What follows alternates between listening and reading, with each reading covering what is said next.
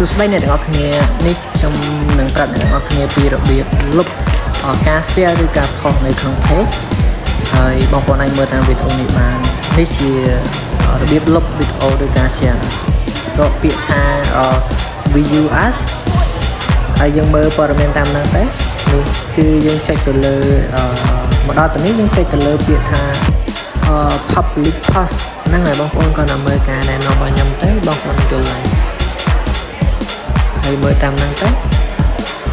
បាទបងប្អូនមើលតាមការណែនាំរបស់ខ្ញុំទៅហ្នឹងហើយមកដល់ទៅនេះបងប្អូនអាចចុច all ទៅបានឬក៏បងប្អូនចង់លុបវីដេអូណាមួយការ share post ណាមួយបងប្អូនអាច select ចូលបានដូចខ្ញុំអញ្ចឹងខ្ញុំយកតែវីដេអូនេះទេការ share មួយនេះទេអញ្ចឹងខ្ញុំចុចលើហ្នឹងហើយហ្នឹងហើយយើងចុចលើហ្នឹងមកសំទោសកន្លែងនេះខ្ញុំចុចខុសយើងគ្រាន់តែ select ទៅលើការ share មួយហ្នឹងឧទាហរណ៍នេះ select មកហើយយើងចុចយក trace 3ខាងស្ដាំដៃហ្នឹងចុច move to trash បើតើបើយើងចុចបែបហ្នឹងហើយវានឹង load ចេញបែបនេះយើងទៅរកពាក្យថា trash